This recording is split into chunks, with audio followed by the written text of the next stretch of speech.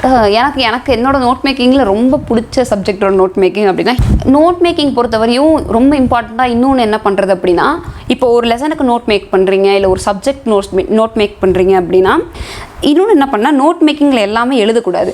Note making, school book சைமல்டேனியஸாக பக்கத்தில் வச்சுக்கணும். School புக்கை 4 டைம் படிச்சுட்டு தான் நோட் மேக்கே பண்ணணும். ஸோ 4 டைம் நீங்கள் படிச்சுட்டு நோட் மேக் பண்ணிடுறீங்க. அப்போ நீங்கள் நோட் மேக் பண்ணதுக்கப்புறம் நோட் மேக்கிங்கிறது என்ன பண்ணக்கூடாதுன்னா, நோட் மேக்கிங்கில் புக்கில் இருக்காது அப்படியே பாயிண்டாக போட்டால் அது நோட் மேக்கிங் சில பேர் நினச்சிட்றாங்க. அது பண்ணவே கூடாது. அங்கே இருக்க புக்கில் வந்துட்டு அவன் பேராகிராஃபாக கொடுத்துருப்பாங்க, அதில் நீங்கள் இம்பார்ட்டன்ட் நினைக்கிற பாயிண்டெல்லாம் எடுத்து பாயிண்ட்டாக ஸ்டேட் பண்ணிட்டா நோட் மேக்கிங் அப்படின்னு சொல்லிட்டு சில பேர் நினச்சிட்றாங்க. ஸோ அந்த மாதிரி பண்ணக்கூடாது நோட் மேக்கிங் பொறுத்தவரையும். அதில் வந்துட்டு பிகினர்ஸ்க்கு நோட் மேக்கிங் பொறுத்தவரையும் எடுத்த உடனே ஸ்கூல் புக்கை படிக்கும் போதே நோட் மேக்கிங் பண்ணாதீங்க. 2லேருந்து ஒரு 3லேருந்து 4 வாட்டி கம்ப்ளீட்டாக அந்த ஸ்கூல் புக்கை படிச்சுட்டு நீங்கள் அண்டர்ஸ்டாண்ட் அதுக்கப்புறம் நோட் மேக் பண்ணுங்கள். உங்களுக்கே அது விளங்கலை அப்படின்னா யூத் பேப்பரின் இனிய வணக்கம். மறக்காம சப்ஸ்கிரைப் பண்ணுங்க, பக்கத்தில் இருக்க பெல் ஐகான் கிளிக் பண்ணுங்க. தேங்க்யூ. யூத் பேப்பர் நண்பர்களுக்கு வணக்கம். குரூப் 1 தேர்வில் ஃபர்ஸ்ட் அட்டெம்ப்டை கிளியர் பண்ணி டெப்யூட்டி சூப்பரண்ட் ஆஃப் போலீஸ் வந்து சூஸ் பண்ணியிருக்கேன். நோட் மேக்கிங் பொறுத்தவரை நம்ம எல்லாத்துக்குமே நோட் மேக்கிங் எடுக்கணும் அப்படின்ற அவசியம் கிடையாது. ஆக்சுவலி வந்துட்டு இப்போ ஒரு ஹிஸ்ட்ரிக்கு வந்து நோட் மேக்கிங் நீங்கள் எடுத்து வைக்கலாம். ஏன் அப்படின்னா வந்துட்டு ஸ்கூல் புக்கில் அப்படியே நம்ம அவ்வளோத்தையும் கொடுத்துருப்போம். இயர்ஸ் கொடுத்துருப்பாங்க, கிங்ஸோட நேம்ஸ் கொடுத்துருப்பாங்க, அவர் என்ன பண்ணியிருக்காருன்னு கொடுத்துருப்பாங்க, அவரோட டைனாஸ்டி என்ன பண்ணியிருக்கு இந்தியாவுக்கு அப்படின்னு சொல்லி கொடுத்துருப்பாங்க. வாஸ்ட்டாக இருக்கும். அதை நீங்கள் பார்த்தாவே தலை சுற்றிடும். அதுக்கு தான் வந்து நோட் மேக்கிங் ஹெல்ப் ஆகிறது. To make your work easy. அது நோட் மேக் பண்ணிட்டா அதை நீங்கள் பிரித்து வச்சிடலாம். நீங்கள் பிரித்து தனியாக கையில் கொடுத்துட்டோம் அப்படின்னா, நமக்கு இப்போது ஒரு விஷயத்த வந்து ஃபுல்லாக கையில் கொடுத்து நீ இந்தா சாப்பிடு அப்படின்றதுக்கும், இதை பிரித்து கொடுத்து கொஞ்சம் கொஞ்சமாக சாப்பிடு அப்படின்றதுக்கும் வித்தியாசம் இருக்குது இல்லைங்களா? அந்த மாதிரி உங்களோட இதை வந்து வேலையை வந்து ஈஸியாக்கிறதுக்கு தான் இருந்து ஸ்கூல் புக்கை பார்த்தோன்னே அப்படியே மலைச்சு போய் இருக்கிற மாதிரி இருக்கும். ஐயோ என்னடா இவ்வளோ இருக்கே அப்படின்ட்டு. அதை நோட் மேக் பண்ணி வச்சுட்டோம் அப்படின்னா, ஓகே இது இவ்வளோ தானே, ஒரு பேஜ் தானே அங்கே இருக்கும். அந்த ஒரு லெசன் நீங்கள் ஒரு 2 பேஜ் இல்லை 3 பேஜில் முடிச்சிடுவீங்க. பட் இனிஷியலாக நோட் மேக் பண்ணும்போது 2 பேஜ் 3 பேஜில் எழுத முடியாது. இனிஷியலாக நோட் மேக் பண்ணும்போது it will take some time. அது வந்துட்டு ஒரு 5 பேஜாக இருக்கலாம், 5 பேஜ் வரும். அதே திருப்பி நீங்கள் செகண்ட் நோட்ஸ் மேக் பண்ணுறீங்க அப்படின்னா அந்த 5 பேஜுன்றது 2 பேஜாக சுருங்கிடும். இன்னும் குறைச்சி அடுத்த நோட் மேக் பண்ணும்போது 2 பேஜுன்றது 1 பேஜாக சுருங்கிடும்.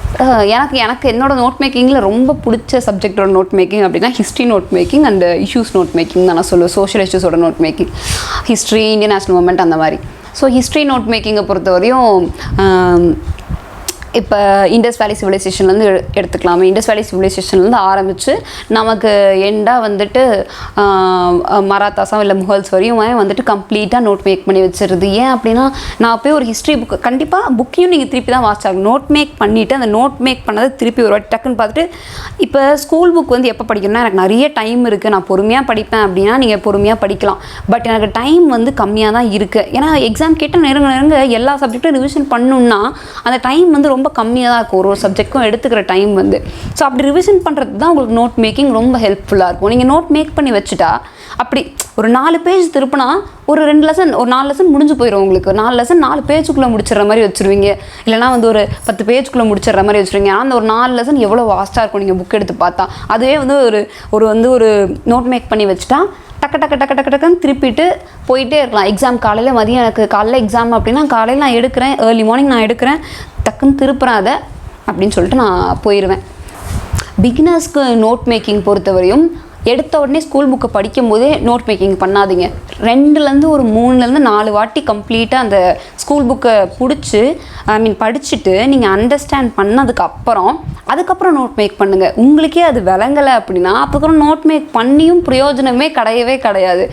ஃபஸ்ட்டு உங்களுக்கு அது புரிஞ்சனா மட்டும்தான் அது வந்துட்டு அந்த நோட் மேக் வந்து நீங்கள் பண்ண முடியும். புரிஞ்சதுக்கப்புறம் அந்த நோட் மேக் பண்ணிடணும். எப்படி பண்ணுறது? இப்போ வந்துட்டு சுல்தான்ஸ் நம்ம படிக்கிறோம் அப்படின்னா, சுல்தான்ஸில் வந்துட்டு எத்தனை டைனாஸ்டி இருக்குது? 5 டைனாஸ்டி இருக்குது. 5 டைனாஸ்டியை ஃபஸ்ட் எடுத்து காட்டணும். அந்த 5 டைனாஸ்டியோட பீரியட்ஸ் என்னென்ன, இந்த பீரியட்லேருந்து இந்த பீரியட் வரைக்கும், இந்த பீரியட்லேருந்து இந்த பீரியட், அதை ஃபஸ்ட்டு மென்ஷன் பண்ணிடுறது. அதுக்கப்புறம் இந்த சுல்தான்ஸ் வரத்துக்கு வந்துட்டு ரீசன் என்னென்னவா இருந்திருக்கு, இல்லை யார் இனிஷியலாக வந்து இதை பிகின் பண்ணியிருக்காங்க அப்படின்னு சொல்லிட்டு அதை கொடுத்துடணும். அது முடிச்சதுக்கப்புறம் ஃபஸ்ட்டு டைனாஸ்டியோட பேர் என்ன அதை எழுதிடணும். அதோட டைமிங் கொடுத்துடணும், இந்த இயர்லேருந்து இந்த இயர் அப்படின்னு சொல்லிட்டு. அதுக்கப்புறம் என்ன பண்ணணும் அப்படின்னா, அவர் அந்த ஃபஸ்ட்டு டைனாஸ்டியோட ஃபஸ்ட்டு கிங் யார், அந்த கிங் வந்து என்னென்ன பண்ணியிருக்காரு மக்களுக்கு, அவர் வந்துட்டு அவரோட டைம் பீரியடில் அவரோட க்ரூஷியலான ரோல்லாம் என்னென்ன அப்படின்னு சொல்லிட்டு அதை மென்ஷன் பண்ணிடணும்.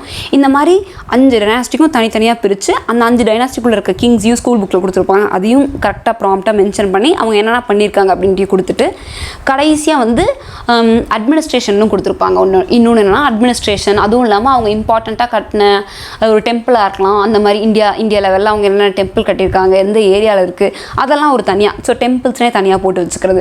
அதை விட்டு அட்மினிஸ்ட்ரேஷன், இந்தந்த கிங் இந்தந்த அட்மினிஸ்ட்ரேஷன் பண்ணியிருக்காங்க, ஸோ அப்படி பண்ணி வச்சுக்கிறது. இல்லைனா வந்துட்டு ஸோ இந்த அஷ்டதிகஜாஸ் அப்படின்லாம் சொல்லி படிச்சிருப்பீங்க நீங்கள். ஸோ அதெல்லாம் வரும்போது அதெல்லாம் குழப்பம். யார் எந்த மினிஸ்டர் வந்துட்டு எந்த மினிஸ்ட்ரி கீழே வருவாங்க, அதை வந்துட்டு ப்ராப்பராக வந்துட்டு எழுதி வச்சுட்டு அது ஒரு நிமோனிக்ஸ் மாதிரி போட்டு வச்சுக்கிறது. அப்பயே நோட் மேக் பண்ணும்போது அது நிமோனிக்ஸ் மாதிரி அதை போட்டு வச்சுக்கிட்டா அது மனப்பாடம் பண்ணும்போது ஈஸியாக இருக்கும். உங்களுக்கு அதை மனப்பாடம் பண்ணும்போது ஈஸியாக இருக்கும். அதான் நோட் மேக்கிங்கோட எசன்ஸே. அப்போ அந்த நிமோனிக்ஸையும் நோட் மேக் பண்ணும்போது எழுதியாச்சு அப்படின்னா டக்குன்னு மனப்பாடம் பண்ணுறதுக்கு ஈஸியாகிடும். இப்போ நான் ஸ்கூல் புக்கில் நான் ராவாக பார்த்தேன் அப்படின்னா என்னால் மனப்பாடம் பண்ண முடியாது. அதே வந்துட்டு நான் வந்துட்டு நோட் மேக் பண்ணதில் நிமோனிக்ஸோடு சேர்த்து படித்தேன் அப்படின்னா என்னால் ஈஸியாக மனப்பாடம் பண்ண முடியும். நோட் மேக்கிங்கிறது என்ன பண்ணக்கூடாதுன்னா, நோட் மேக்கிங்கில் புக்கில் இருக்காது அப்படியே பாயிண்டாக போட்டால் அது நோட் மேக்கிங் சில பேர் நினச்சிட்றாங்க. அது பண்ணவே கூடாது. அங்கே இருக்க புக்கில் வந்துட்டு அவன் பேராகிராஃபாக கொடுத்துருப்பாங்க, அதில் நீங்கள் இம்பார்ட்டன்ட் நினைக்கிற பாயிண்டெல்லாம் எடுத்து பாயிண்ட்டாக ஸ்டேட் பண்ணிட்டா நோட் மேக்கிங் அப்படின்னு சொல்லிட்டு சில பேர் நினச்சிட்றாங்க. ஸோ அந்த மாதிரி பண்ணக்கூடாது நோட் மேக்கிங் பொறுத்தவரையும். அதில் வந்துட்டு என்ன ஸ்பெசிஃபிக் டேட்டா இருக்குது, அந்த டேட்டா வந்து எந்த மாதிரி கொஸ்டினாக ஃபார்ம் ஆகும், அப்படி தான் நோட் மேக் பண்ணணும் நீங்கள். ஸோ அப்படி பண்ணிங்கன்னா தான் வந்துட்டு அந்த கொஸ்டினை நீங்கள் பார்க்கும்போது ஒரு எக்ஸாமில் உங்களுக்கு ஒரு ப்ரிலிம்ஸில் வந்து ஒரு கொஸ்டின் வருது அப்படின்னா நீங்கள் நோட் மேக் பண்ணது அப்படியே ஞாபகம் வரும், ஆமாம் இந்த மாதிரி கேட்டிருந்தாங்க அப்படின்னு சொல்லிட்டு. ஸ்கூல் புக்கில் இருக்கிறத அப்படியே பாயிண்ட்டாக வைக்காமல் அதில் வந்துட்டு ஸ்பெசிஃபிக்காக ஓகே இப்போ வந்துட்டு இந்தியன் நேஷனல் மூமெண்ட் எடுத்துக்கிட்டோம் அப்படின்னா அது ஒரு இப்போ வந்துட்டு ஒரு நான் கோஆப்ரேஷன் மூமெண்ட்டாக இருக்கட்டும், இல்லை அதுக்கப்புறம் வந்து ஒரு சால் சத்தியகிரகாவாக இருக்கட்டும், அதுக்கப்புறம் அதெல்லாம் வந்துட்டு ஒரு க்ரானாலஜிக்கல் ஆர்டரில் வந்து நீங்கள் ஃபஸ்ட்டு ஸ்டேட் பண்ணிடுறது. அதுக்கப்புறம் வந்துட்டு அதுக்கு கீழே வந்துட்டு என்னென்னலாம் பண்ணாங்க, என்ன லீடர்ஸ்லாம் பண்ணியிருக்காங்க, அதில் என்னென்னலாம் பண்ணியிருக்காங்கன்ற இம்பார்ட்டண்ட் வேர்ட்ஸை மட்டும் மென்ஷன் பண்ணிடுறது. இன்னொன்று என்ன பண்ணால் நோட் மேக்கிங்கில் எல்லாமே எழுதக்கூடாது. நோட் மேக்கிங், ஸ்கூல் புக் சைமல்டேனியஸாக பக்கத்தில் வச்சுக்கணும். ஸ்கூல் புக்கை படிக்கிறீங்க நீங்கள், அதாவது ஸ்கூல் புக்கை நீங்கள் ஒரு டைம் படிக்கிறீங்க, அதாவது 4 டைம் படிச்சுட்டு தான் நோட் மேக்கே பண்ணணும். ஸோ 4 டைம் நீங்கள் படிச்சுட்டு நோட் மேக் பண்ணிடுறீங்க. அப்போ நீங்கள் நோட் மேக் பண்ணதுக்கப்புறம் அந்த நோட் மேக் பண்ணதை நீங்கள் படிச்சிங்கனாவே போதும். அந்த நோட் மேக்கிங்கில் என்ன இருக்கணும், அந்த கீவேர்ட்ஸ் மட்டும்தான் இருக்கணும். அந்த கீவேர்ட்ஸை மட்டும் கொடுத்துருங்க. நீங்கள் அந்த கீவேர்ட்ஸை மட்டும் கொடுத்துட்டு அதை மட்டும் ரிவிஷன் பண்ணுற மாதிரி இருக்கும். அது கூட சைமல்டேனியஸாக உங்கள் ஸ்கூல் புக் இருக்கும்போது ஸ்கூல் புக் பார்ப்பீங்க, கீவேர்ட்ஸ் பார்ப்பீங்க. அப்போ ஸ்கூல் புக்ஸை ஒரு வாரத்துக்கு ஒரு சப்ஜெக்ட் இருக்குது ரிவிஷன் பண்ணேன் அப்படின்னா, ஒரு டெஸ்ட் எழுது அப்படின்னா, இப்போ இன்டர்நேஷ்னல் மூமெண்ட்டு ஸ்கூல் புக்கில் படிக்கிறீங்க, நான்லாம் நீங்கள் ஸ்கூல் புக்லேயே நல்லா படிச்சிருவீங்க. அப்போ எப்போ நோட்ஸ் எடுக்கிறது அப்படின்னா, அந்த கடைசி 2 நாள் டெஸ்ட் எழுத போகிறதுக்கு முன்னாடி நாள், அப்போ டெஸ்ட் எழுத போகிறதுக்கு முன்னாடி நாளோ இல்லை காலையிலையோ அந்த நோட் மேக் பண்ணதை எடுத்து நீங்கள் ஆல்ரெடி புக்கிலலாம் நல்லா தரவாக படிச்சிட்டிங்க, நோட் மேக் பண்ணதை எடுத்து டக்குன்னு திருப்பிட்டு போகிறதுக்கு தான் நோட் மேக்கிங். நோட் மேக்கிங்னா ஸ்கூல் புக்கில் இருக்கிறது பாயிண்ட்டாக போடுறது நோட் மேக்கிங் நிறைய பேர் நினச்சிக்காங்க. அதை பண்ணாமல் வந்துட்டு இம்பார்ட்டன்ட் கீவேர்ட்ஸை மட்டும் எடுத்து ஹைலைட் பண்ணி வச்சு மென்ஷன் பண்ணி வச்சு ரீகால் பண்ணுறதுக்கு தான் நோட் மேக்கிங்காக இருக்கணும். நோட் மேக்கிங் பொறுத்தவரையும் ரொம்ப இம்பார்ட்டண்ட்டாக இன்னொன்று என்ன பண்ணுறது அப்படின்னா, இப்போ ஒரு லெசனுக்கு நோட் மேக் பண்ணுறீங்க, இல்லை ஒரு சப்ஜெக்ட் நோட் மேக் பண்ணுறீங்க அப்படின்னா, அதை வந்துட்டு மேக் பண்ணி முடிச்சுட்டு அதுக்கு பின்னாடி ஒரு 2 பேஜ் விட்டுருங்க. நீங்கள் பண்ண நோட் மேக்கிங்கில் நீங்கள் ஃபர்தராக கூட ஒரு கரண்ட் அஃபேர்ஸை நீங்கள் ஆட் பண்ணலான்னு தோணும், இல்லை வேறு ஏதாவது புக்கில் நீங்கள் படித்ததை ஆட் பண்ணலான்னு தோணும். அந்த ஒரு 2 பேஜ் பின்னாடி விட்டுருங்க. அந்த 2 பேஜ் நீங்கள் பின்னாடி விட்டிங்கன்னா நீங்கள் புதுசாக எதாவது படிக்கிறீங்க, அதே சிலபஸில் அதே டாப்பிக்கில் நீங்கள் எதாவது புதுசாக படிக்கிறீங்கன்னா அந்த 2 பேஜ் வந்துட்டு அந்த 2 பேஜ் நீங்கள் எழுதி வச்சுக்கலாம். அதை நீங்கள் ஃபைனலாக போகும்போது அந்த நோட்டை வந்துட்டு பார்த்துட்டு போனாவே போதும்.